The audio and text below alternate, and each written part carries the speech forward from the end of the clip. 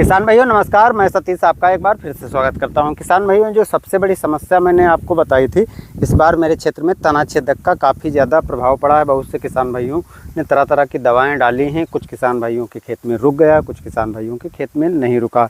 अब यदि हम इस खेत की बात करें तो इसमें देखो, ये पायनियर का 27-37 धान है और धान की क्वालिटी कुल मिलाकर के सही है। और इसमें एक चीज़ जो मैंने देखी है, तो अभी तक जो समस्या दिखाई पड़ी है तना छेदक की, तना छेदक देख सकते हो काफ़ी ज़्यादा लगा हुआ ऐसा दिखाई पड़ रहा है। लगभग 30 से 35% तना छेदक लगा है और काफ़ी ज़्यादा नुकसान हुआ है।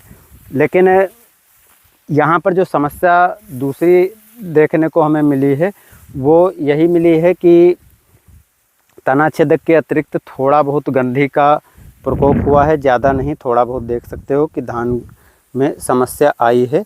जो काला देख रहे हो ये गंधी ने ही नुकसान पहुंचाया है, बाकी किसी तरह की समस्या नहीं है।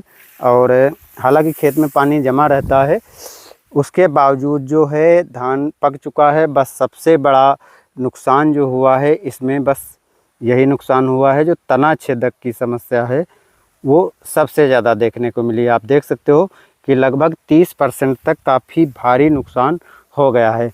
बाली पकने वाली है, कुल मिलाकर के बाली में दानों की संख्या यदि हम देखें तो जड़ से दानों का भरना चालू हुआ है, कोई भी दाना खोखला नहीं है।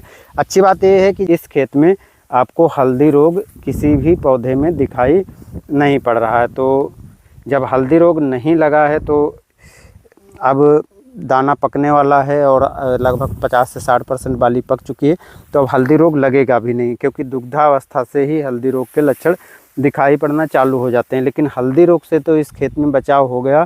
सबसे ज़्यादा जो नुकसान हुआ, अब किसान ने दवा डाली नहीं डाली ये दोस्तों मैं नहीं बता सकता हूँ, क्योंकि जिस हिसाब से तना छेदक इसमें लगा है, जिस हिसाब से तना छेदक से नुकसान हुआ है, इससे यही लगता है किसान ने जो है तना छेदक से बचाव के लिए किसी भी दवा को नहीं डाला है। और जब दवा नहीं डालोगे तो तना छेदक नुकसान करेगा। सबसे बड़ा कारण क्या पड़ता है कि मेरे वहाँ तना छेदक लगता है, देखो पड़ोस में अगर आप देखो तो पड़ोस में गन्ना लगा हुआ, और गन्ना में भी तना छेदक लगता है और धान में भी तना छेदक लगता है।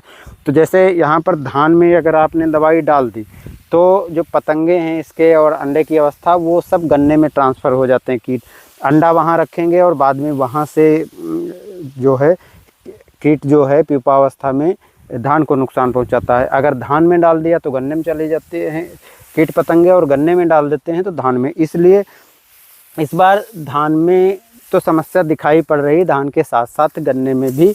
लास्ट में अगर हम देखें तो चोटी बेधक की काफ़ी ज़्यादा समस्या गन्ने में भी दिखाई पड़ रही। देखो इधर जो है अब जा कर के इसमें चोटी बेधक देखो आपको दिखा देते हैं, इसमें भी लगा हुआ।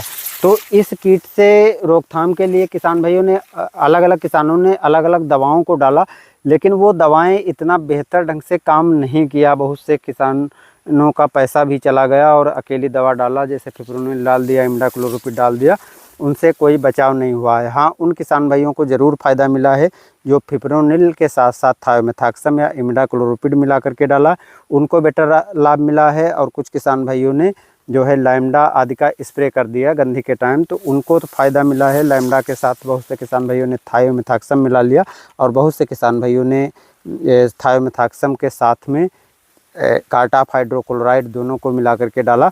उन किसान भाइयों के खेत में ये समस्या रुक गई। लेकिन फिर भी जिन किसान भाइयों ने केवल सिंगल दवा डाली या दवा नहीं डाली, उनके में काफ़ी ज़्यादा नुकसान हुआ है। और इस नुकसान को किसान भरपाई नहीं कर सकता है, क्योंकि थोड़ा बहुत नुकसान होता तो अलग की बात है। आपको हम दिखाए और यहाँ पर दिखाया भी, और आपको इस खेत में अगर हम दिखाएं तो बहुत ज़्यादा नुकसान हो चुका है। अब 30 से 40% तक अगर किसी फसल में नुकसान हो जाता है तो आप अनुमान लगा सकते हो कि 30% तो पैदावार बिल्कुल डाउन हो गई, क्योंकि जो पौधे सूख चुके हैं उसमें तो कुछ आना नहीं है, और जो पौधे सूखे नहीं हैं तो उसमें आप देख सकते हो कि अच्छे से दाने का भरा हुआ सब कुछ है।